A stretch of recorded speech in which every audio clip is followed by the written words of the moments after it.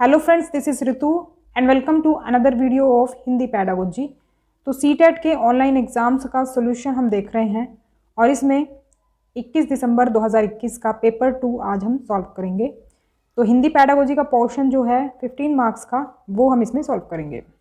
You can also follow me on social media, Facebook page है, Insta ID and Telegram channel, link आपको description में मिल जाएगा। आज की क्लास का पहला क्वेश्चन है, सभी भाषाओं में ये दो चीज़ें दी गई हैं, ध्वनियाँ एक क्रम में सुनियोजित होती हैं। तो कौन सी ध्वनियों की बात यहाँ पर की जा रही है सभी भाषाओं में? तो यहाँ पर सही ऑप्शन हो जाएगा थर्ड, व्यंजनिक और स्वरीय। व्यंजनिक और स्वरीय ध्वनियाँ जो होती हैं एक क्रम में सुनियोजित होती हैं सभी भाषाओं में। हिंदी का एग्जाम्पल लें तो उसमें आप देखेंगे जो व्यंजन होते हैं या फिर स्वर जो होते हैं वो जो उनकी जो ध्वनियाँ होती हैं एक क्रम उनका होता है। तो भाषा को शब्दकोश व कुछ निश्चित वाक्यगत नियमों के मिश्रण के रूप में देखा जाता है। जो शब्दकोश होता है मतलब भाषा जो है एक तरह से शब्दकोश और बाकी जो चीज़ों का नियमों का मिश्रण होता है उसके रूप में हम इसको देखते हैं, जहाँ ये ध्वनियों शब्दों व वाक्यों के स्तर पर खास ढंग से नियंत्रित होती है। भाषा ध्वनियों का एक नियमबद्ध क्रम होता है। देखो भाषा जो है ना ध्वनियों का एक क्रम होता है, नियमबद्ध। ऐसा नहीं है कोई भी ध्वनि कहीं भी हो जाएगी, उसका एक निश्चित एक क्रम होता है। सभी भाषाओं में व्यंजनिक और स्वरीय ध्वनियाँ एक क्रम में सुनियोजित होती हैं। तो एक क्रम होता है इन ध्वनियों का जो कि व्यंजनिक या फिर स्वरीय ध्वनियाँ होती हैं। इन ध्वनियों के एक निश्चित प्रतीक भी होते हैं। जैसे कि हिंदी भाषा में देखो तो ये मात्राएं वगैरह होती हैं ना, ये प्रतीक ही तो हैं, या शुद्ध जो अक्षर हैं वो भी प्रतीक ही हैं। तो इनके एक प्रतीक होते हैं। इन प्रतीकों का उपयोग प्राय लेखन एवं पठन में किया जाता है। अब देखो हिंदी भाषा अगर हम पढ़ते हैं या फिर लिखते हैं तो कोई जो प्रतीक हैं वो तो हम इस्तेमाल करते हैं ना, ये जो आ उ ये जो हम लिखते हैं या फिर इनको हम उच्चारित करते हैं ये प्रतीक ही तो हैं, इन्हीं के थ्रू तो हम भाषा बोलते हैं या फिर लिखते हैं। तो यहाँ पर ध्यान रखेंगे ये चीज़ें। नेक्स्ट क्वेश्चन है, सभी बच्चे 3 साल से पहले ही अपनी भाषा के डैश तथा डैश से अच्छी तरह से परिचित हो जाते हैं। तो किस चीज़ से परिचित हो जाते हैं बच्चे 3 साल से पहले ही? तो सही ऑप्शन यहाँ पर हो जाएगा फोर्थ, मूल और उपतंत्रों से। जो बेसिक चीज़ें होती हैं ना भाषा की वो बच्चे जान लेते हैं 3 साल से पहले ही। जब बच्चे बोलना स्टार्ट करते हैं तो उसमें जो बेसिक सी चीज़ें हैं वो सारी चीज़ें सीख लेते हैं, तो अच्छी तरह परिचित हो जाते हैं। उसके बाद फिर उनकी स्कूलिंग जो है वो स्टार्ट हो जाती है।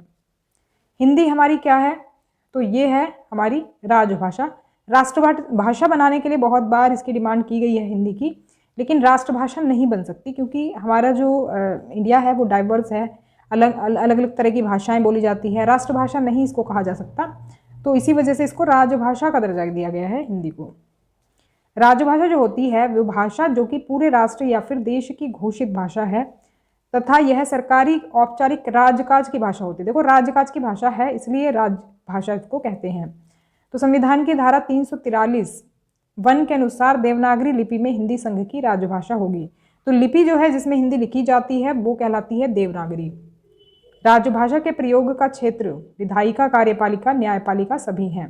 तो मतलब ये जो तीनों अंग हैं संसद के, मतलब कि ये जो हमारे सरकार के जो अंग हैं विधायिका, कार्यपालिका, न्यायपालिका, तो राजभाषा जो है इन सभी में प्रयोग की जाती है। किसी राज्य या देश की घोषित भाषा होती है जो कि सभी राज्य के प्रयोजनों में प्रयोग होती है। तो राज्य के जो कामकाज में, राज्य जो है हमारे उनके कामकाज में जो भाषा प्रयोग की जाती है या फिर जो घोषित भाषा होती है तो वही होती है वो घोषित भाषा जो कि प्रयोग में आती है। तो भारत की जो राजभाषा है वो हिंदी है। पहली कक्षा की अनीता चित्रात्मक किताब के चित्रों को गौर से देखती है और अपने दोस्तों से उसके बारे में बातचीत करती है। तो अनीता क्या कर रही है ऐसे करके? यहाँ पर सही ऑप्शन देखें तो ये हो जाएगा सेकंड ऑप्शन, अर्थ के साथ पढ़ रही है। क्योंकि जो चित्रात्मक किताब है यानी चित्र के साथ कोई चीज़ उसको दी गई है, चित्र के साथ साथ मतलब हेल्प के लिए चित्र दिए गए हैं, वो समझे और उनको जाने क्या चीज़ है। तो जब चित्र को गौर से देख रही है इसका मतलब क्या है, और दोस्तों से फिर पूछती है, बातचीत करती है उसके बारे में, तो अर्थ के साथ पढ़ रही है। परीक्षण का अर्थ है ज्ञान, क्षमता व डैश का किसी भी विधि से मापना। तो ये हो जाएगा ऑप्शन नंबर फर्स्ट, प्रदर्शन। तो ज्ञान, क्षमता व प्रदर्शन का किसी भी विधि से मापना उसको हम कहते हैं परीक्षण।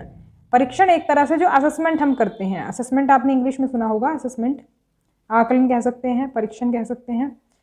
तो ये जो है हम ज्ञान, क्षमता और क्या प्रदर्शन मापते हैं। प्रदर्शन होता है परफॉर्मेंस बच्चे की कैसी है, कैसा वो परफॉर्म करता है, कैसी मतलब वो चाहे हमारी जो स्टडी से रिलेटेड बिहेवियर है या फिर हमारा स्टडी से अलग जो को करिकुलर एक्टिविटीज़ होती है उसमें वो कैसा है, तो वो चीज़ें जो हैं उनका परीक्षण जो करते हैं, ज्ञान, क्षमता और प्रदर्शन का आकलन। तो असेसमेंट इसमें देखो कई टाइप का होता है ये परीक्षण भी। एक तो होता है असेसमेंट ऑफ लर्निंग, अधिगम का परीक्षण, मतलब जो हम लर्निंग बच्चे ने की है उसका आकलन, कितना बच्चे ने सीख लिया है। तो इसका मतलब क्या होता है, अधिगम अर्थात विद्यार्थी के ज्ञान कौशलों का मापन करना होता है इसमें। ये अधिकतर एक निश्चित अवधि के बाद होता है और प्राय अंकों में किया जाता है। असेसमेंट ऑफ लर्निंग का सबसे बड़ा एग्जाम्पल है जो सम्मेटिव असेसमेंट होता है। ईयर के लास्ट में जो एग्जाम्स होते हैं उसको हम कहते हैं सम्मेटिव असेसमेंट। वही एक एग्जाम्पल है असेसमेंट ऑफ लर्निंग का कि बच्चे ने कितना सीख लिया है।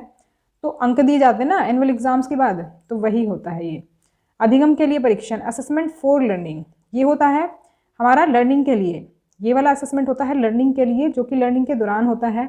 इस प्रकार के परीक्षण का उद्देश्य विद्यार्थी को ग्रेड देकर, उस प्रतिपुष्टि और उपयोगी परामर्श देकर उसकी क्षमताओं को बढ़ाना होता है। ये लर्निंग के दौरान होता है जिससे कि लर्निंग और इफेक्टिव बन सके। तो उसमें बीच में ही इसको ग्रेड दिया जाता है या फिर फीडबैक दिया जाता है या फिर परामर्श दिया जाता है कि भाई ये आपकी कमी है, इसको दूर कर सकते हैं आप ऐसे। वर्ष पर्यंत अवलोकन, चेकलिस्ट, परियोजना कार्य, प्रश्नोत्तरी आदि के द्वारा विद्यार्थी की क्षमताओं को बढ़ाया जाता है।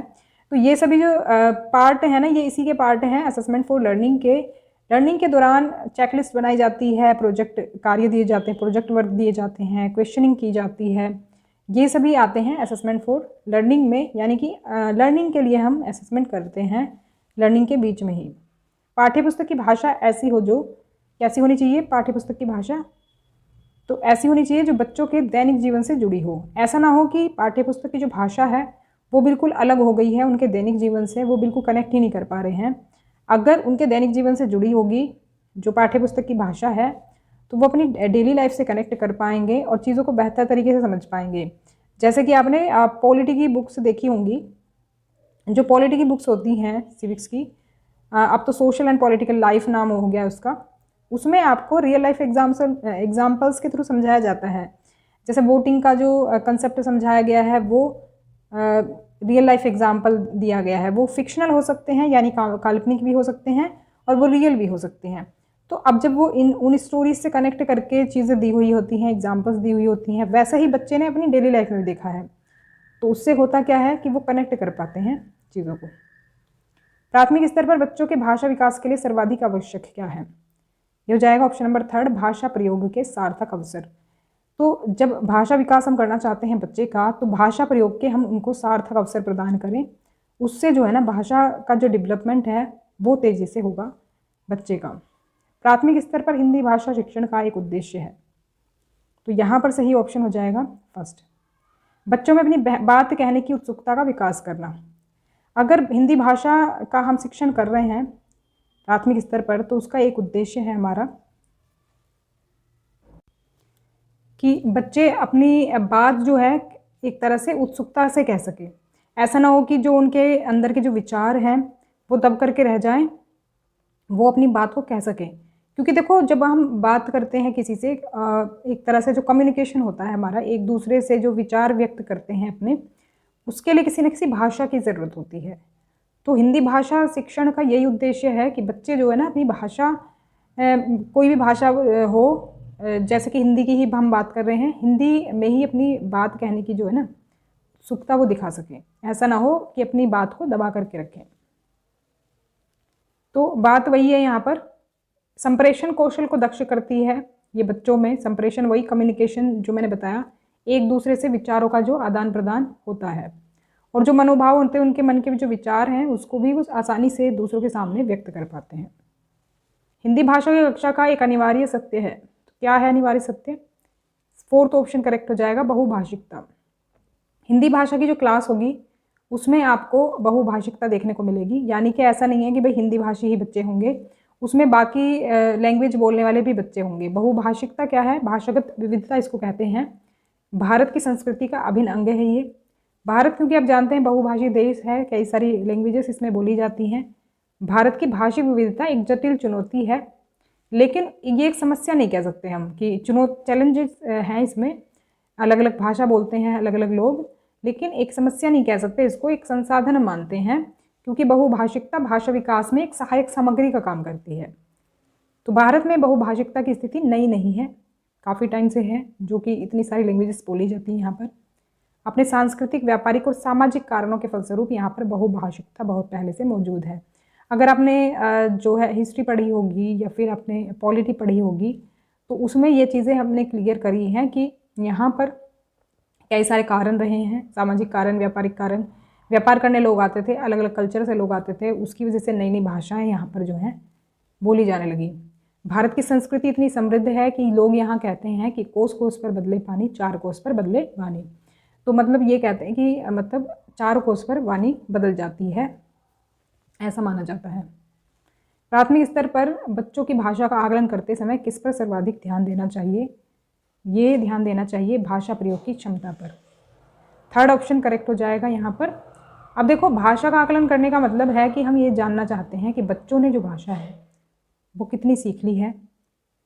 तो हमें भाषा प्रयोग की क्षमता पर ज़्यादा ध्यान देना पड़ेगा कि बच्चे जो हैं भाषा को कितना प्रयोग कर पा रहे हैं। थर्ड ऑप्शन यहाँ पर करेक्ट हो जाएगा। रेखा हिंदी में अपनी बात कहते समय घबराहट महसूस करती है, एक भाषा शिक्षक के रूप में आप क्या करेंगे? तो यहाँ पर सही ऑप्शन हो जाएगा सेकंड, उसे अपनी भाषा में अपनी बात कहने के लिए कहेंगे। अब देखो, रेखा जो है हिंदी भाषा में घबराहट महसूस करती है क्योंकि हो सकता है उसकी जो भाषा हो वो दूसरी हो, तो उसे अपनी भाषा में बात कहने के लिए कहेंगे, क्योंकि जिससे वो कंफर्टेबल होगी और अपनी बात को बेहतर तरीके से कह पाएगी।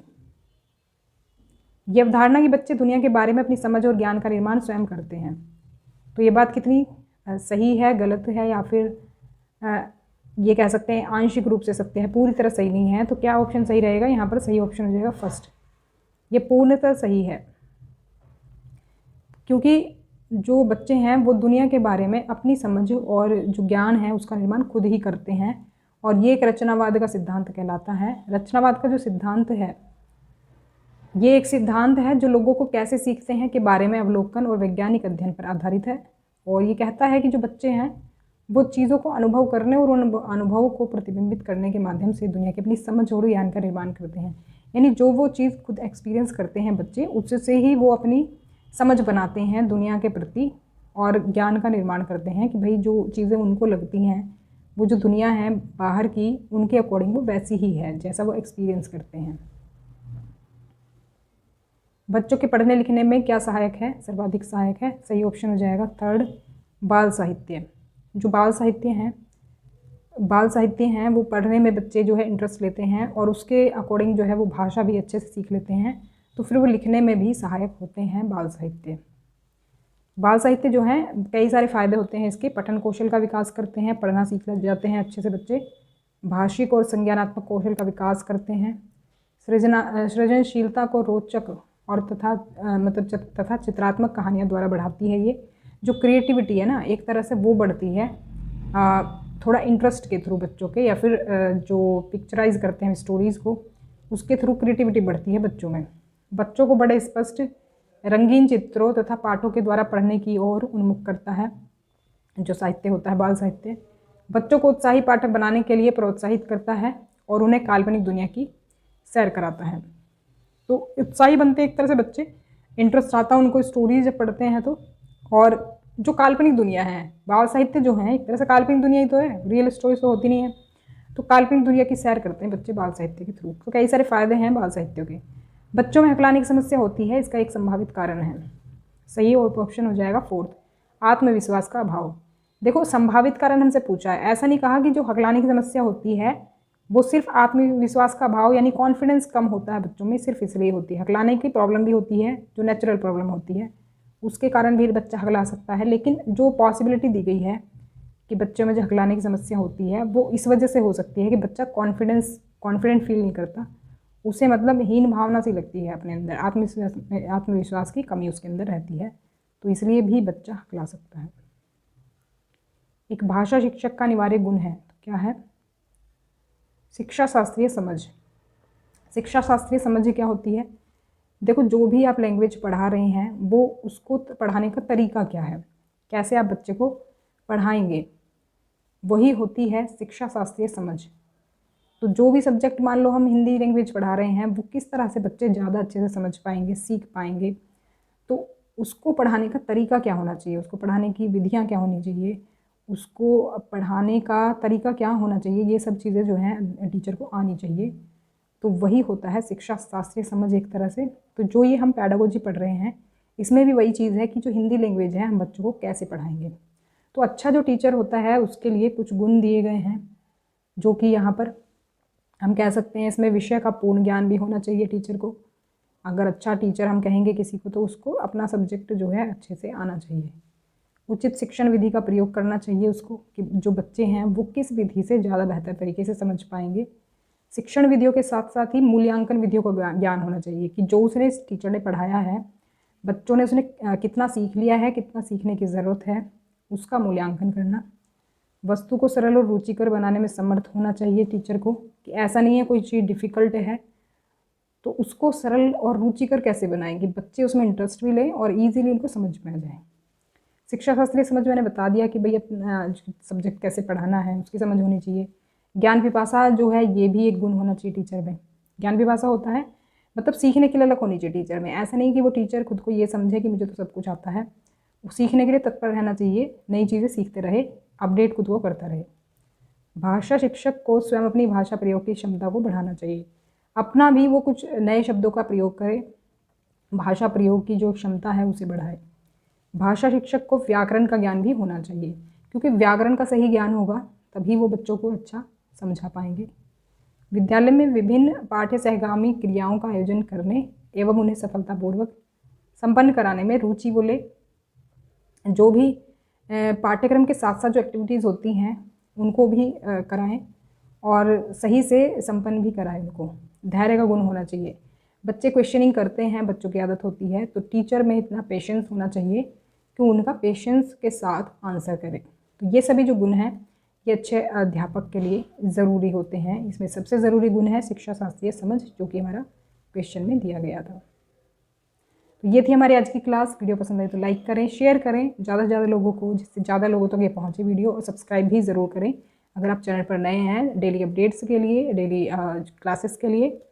तो मिलते हैं नेक्स्ट क्लास में, तब तक के लिए stay connected and keep watching study more knowledge. Thanks for watching.